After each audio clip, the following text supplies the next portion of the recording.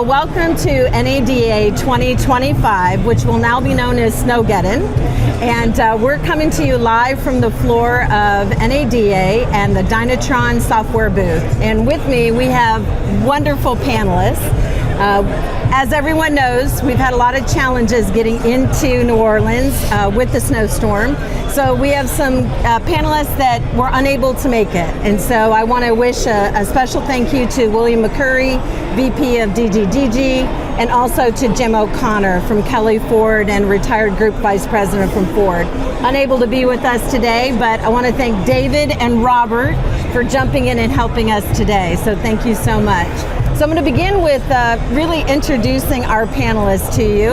I'm going to start to my left here. This is Bob Giles. He is the CEO of Giles Automotive Group, based in Lafayette, Louisiana, and also down in Texas. And if it wasn't for Bob, I would not be here today to be able to do this panel for you. So I appreciate you tremendously. And Bob, again, congratulations. In 2022, he was the Time Magazine Dealer of the Year. So congratulations. And then to his left, we have Robert Martinez. He is a managing partner for Any Auto Group, located in Northern California in the beautiful Sacramento area. And then to my right, we have Bill Demery. Bill is well known in the fixed operations space, so we welcome him. He's the corporate fixed ops director for Tom Wood Auto Group out of Indianapolis and also has some stores in Minnesota. And then David Long. I'm sure many of you have seen his smiling face. He does a lot in the industry and we're very blessed to have him in the family, so thank you. David is the executive general manager for Hansel Auto Group out of Santa Rosa. So welcome to here. Thank you all for being here. So Bob, I think we're going to start with you. All right. You know, as a group owner and CEO, how have you really seen fixed operations grow in its importance of gross profit in a dealership and in your group? We've been with Dynatron about 10 years and we have seen incredible growth in our fixed ops. We have 2 Nissan stores, and today, if you're a Nissan dealer and know a Nissan, you know how hard it is to make money in a Nissan store. And I can tell you, we are profitable. And we are in the top of our 20 group in profitability, and a large portion of our profits today come from fixed ops as a result of the growth that we've had with Dynatron. So it has played a big role in our organization. Well, and I would say having the pleasure of working with all of your groups, I mean, it starts at the top. I mean, you have been very involved, you and Ryan LeBlanc, your president, really supporting all of your GMs and your service directors. And I think that that has really been a testament to the results that you've received. So. Well, you know, early on, right after we became a Dynatron customer, your company hosted a 2 or 3 day workshop in Las Vegas. Now, I've been in the car business all my life, started washing cars when I was 11 years old. And when I left that meeting, I said that 3 days was the best 3 days I've ever spent in the automobile business. In 20 groups and seminars I've been to, I walked away and says, that year I would make another $1 million just from what I picked up in that 3 days. Okay, yeah. That is amazing. Yeah. Thank you for sharing that. I know that you have shared how that really brought your GMs and your service directors together, and that's a real part of our proven process, is that it takes the village to make it happen. So thank you for sharing that. I really appreciate it. Yeah. Okay, so I'm going to come over to Bill here now. So Bill, what are some of the strategies that you execute every day to improve CP, effective labor rate, and gross profit in your dealership? And how has Dynatron helped you to do that? You know, very similar. We've been with Dynatron for a long time, and it's one of those products that's just no longer an option. If we have a store, Dynatron is in there. When I go and move into a store and assist them, if the store might be struggling, the first call I make is to my coach at Dynatron. And I ask them to pull me the data, show me what our gross profit percentages is, what our effective labor rate, where is the issue. So I'm pretty prepared by the time I come into the store. And one of the kind of unique things I think that Dynatron's helped us with is finding the gross profit per opcode. Not necessarily of labor and the parts and the opcode. What is the gross that we're producing for that opcode? And then we can dial in on that and really focus. Where's the problem? Do we have an A-Tech doing a C-Tech's job? Are we overpriced? I found some overpriced in some stores, and we need to back that down a little bit to make sure that we're within the market study. But yeah, without Dynatron, I'm not sure where we'd be. I came to one of these shows probably 5-6 years ago, and I had a store that was really challenging me with the Dynatron product. Said, yeah, I don't think we need it. I said, okay, so tell me how many one-line ROs you have today. Okay, you don't have the answer. So I can run report and give you that. And time's valuable. I don't really want service managers running lots of data reports. I want the reports fed to them, which is what the product does, and it allows me to go out and then execute what I need to execute. You know, it's really interesting because I think you touched on a couple of things. One is it's transactional data. It's your data. It comes every night into our system, run our algorithm over it, and we take really complex data and make it manageable. But data is only as good as it's actionable, right? And so I love what you said there, because we really take that market data. You really need to know, I mean, are you right at market? Are you above market? And if they're not coming back to us as a dealer, they're generally going where? Yeah, somewhere else. Aftermarket, right? So it's important. So that's a big part of it quarterly. So thank you. That's some really great Maureen, I want to make a comment. That's one of the things that I learned at that 3 days. They actually call that a broken opcode. Yes, right? exactly. I Yes. love it. And you A could, group you know, owner, broken I love opcode. that. Yes. when we got on Dynatron, the first thing we did is fix all of our broken opcodes. Yeah. And that alone made a huge difference. You know? Yeah. So, And it's really small incremental Yes. changes with an exponential result, Right. right? That's what we love about Fix. We can change one little thing and make $1 million. and nobody can hide. Exactly. Yeah, nobody can hide. I love that. Nobody yeah. can hide. But we make it so that, you know, helping also our team, our service advisors, our technicians to know that a small decision not only impacts the dealership, but it impacts them personally. So how can we help them to improve? I love it. Okay, coming over to you, My Robert. turn. Here we go. Okay, so we talk about data being actionable, and a big part of our improvement process is the coach. Talk to me a little bit about how the coach has made such a difference in the virtual coaching calls with you over Yeah, the years. listen, I don't think the program is as successful as it would be without our coach. I made it as a checkup every 30 days. The discussions that we have are based on what we looked at the prior month and if we were able to move the needle. But it's just accountability. I mean, Donnie is he's part of our team, right? I really, he's just has become a person that we can't live without, and he makes us better every single month.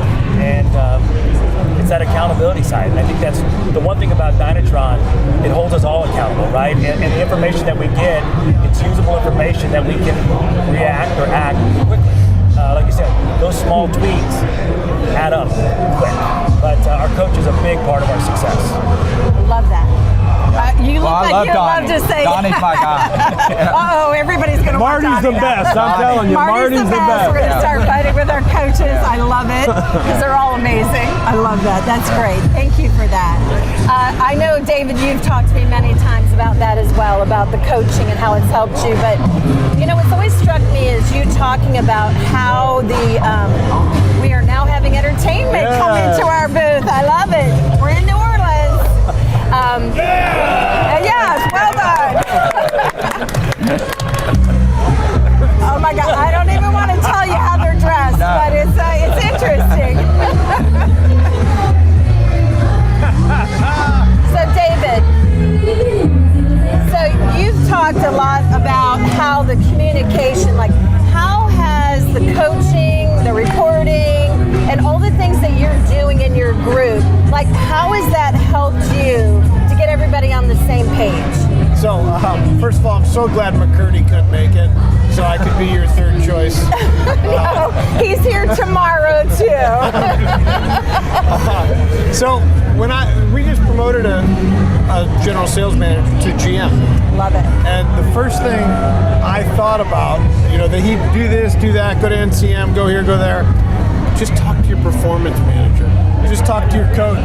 He'll help you know more about fixed ops than any class you could go to. And what it did was, think about this from a new GSM or GM. They understand the language.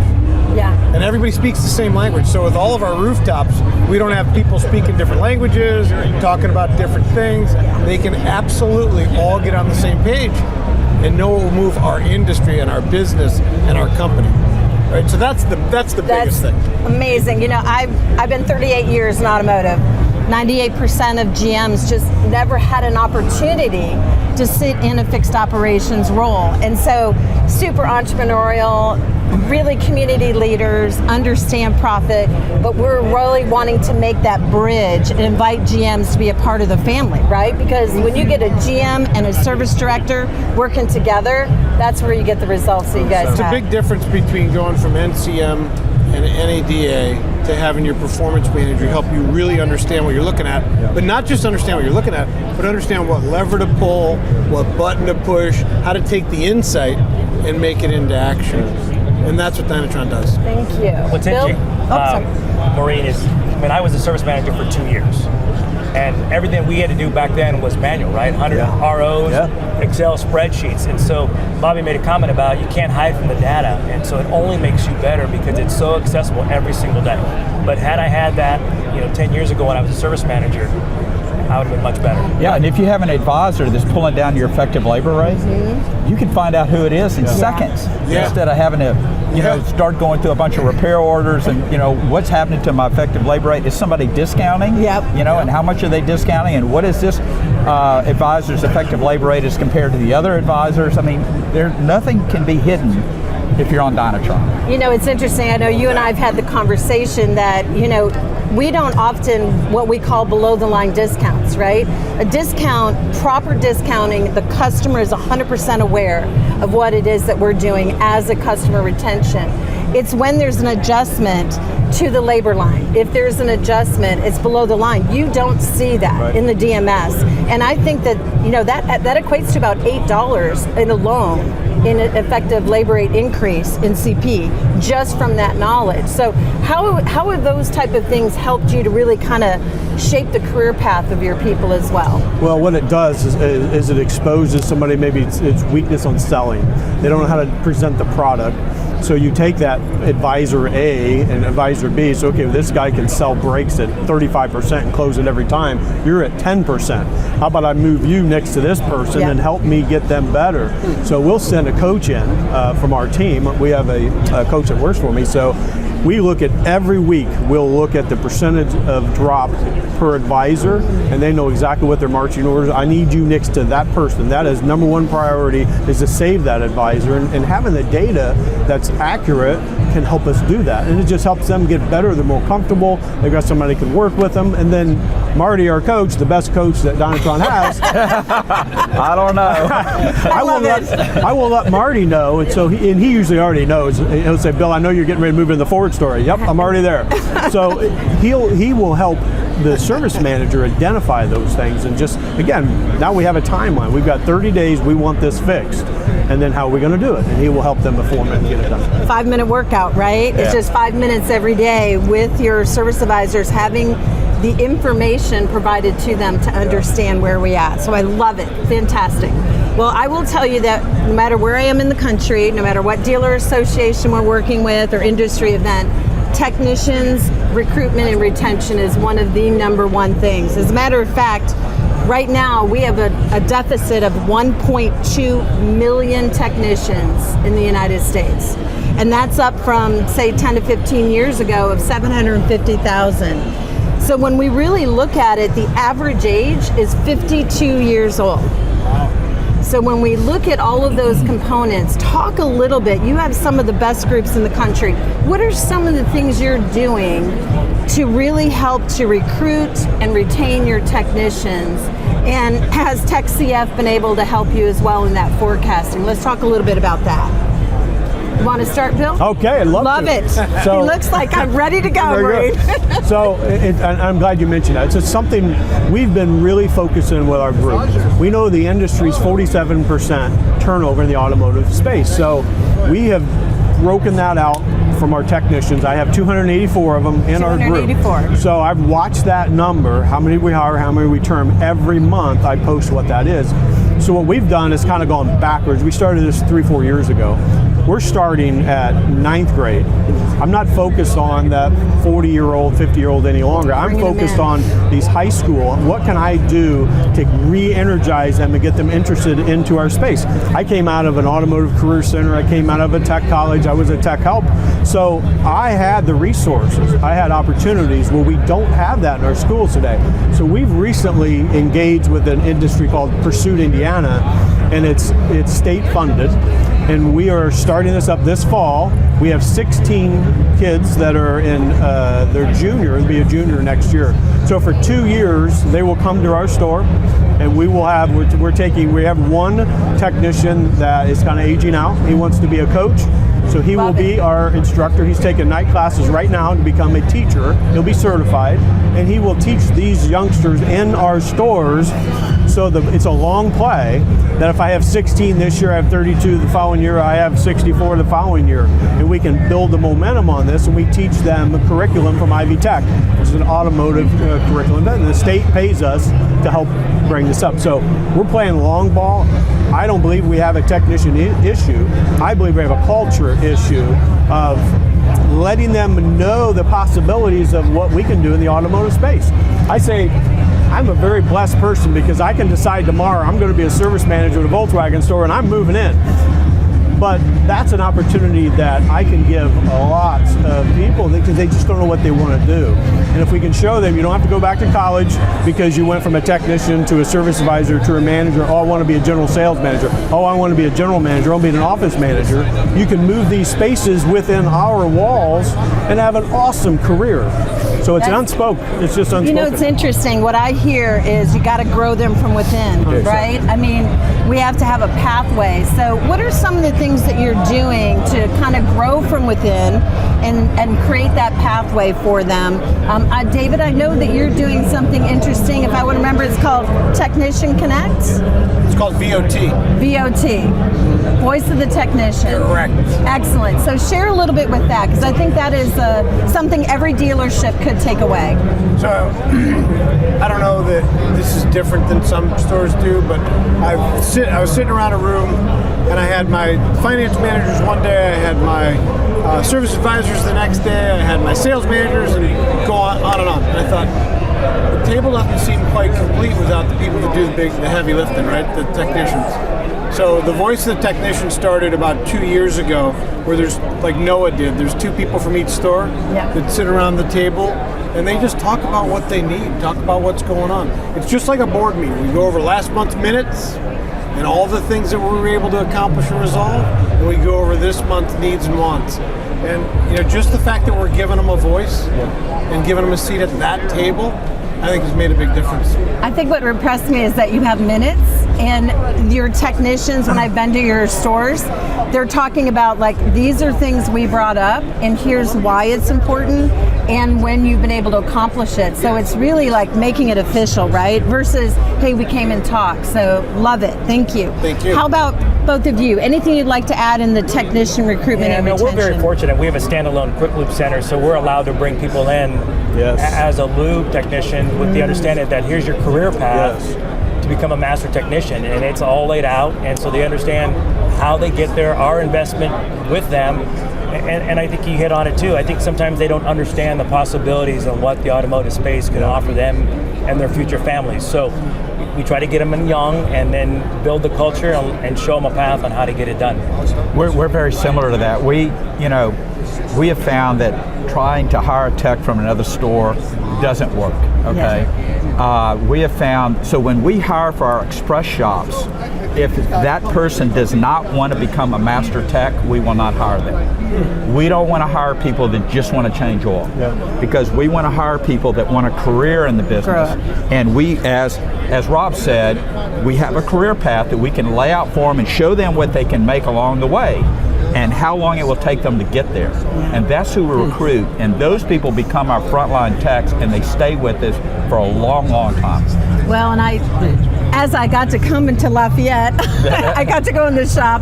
Beautiful brand new Subaru dealership that they built. And I loved that you had I know many of you do this, where you have the banner. It's got the technician's name as they grow in their certifications. You added to it. I love that. I mean, and I had a chance when I was at your grand opening to have a technician in the shop by himself. So Ryan's giving me a tour, and I asked him, what do you think? And he says, I feel so empowered to be a part of the culture, and no matter what store I go to, I know I'm going to have the tools. And I think that's really critical too. James Grogan and I had a chance to go to Northwood University, which is obviously top notch in the automotive program, and we got to do some roundtables with young people. And one thought I will leave with you is that when I had this table of 10 young men talking to me and 2 ladies talking with me about the automotive industry, what they said was, not only is it difficult because the high schools and the community colleges are no longer holding their programs, but it was really their parents. And I thought that was really interesting, very insightful from a young man that was sitting next to me. And he said, you know, I see automotive as a career, but I'm not sure my parents do. So how can we, and as being community leaders, how can we help to educate them on the career path and how lucrative it is from a standpoint that the salaries are excellent, you know, and the ability to have variable compensation in our industry is amazing. So I just thought I'd share that from the mouth of young people coming up in the industry. I was so blown away by them. It was such an honor to spend the day at Northwood on behalf of Dynatron. So that's great. All right, I'm going to give one speed round last question.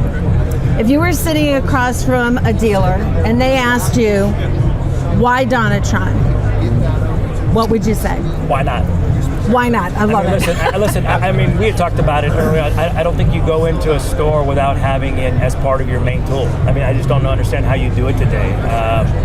It is a big part of our operations from top down, and it's just, unless you use it, I don't understand. I think you understand how valuable it can be, right?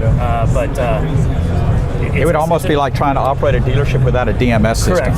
I mean, I don't know how you do it. I mean, I couldn't go back without it. You know?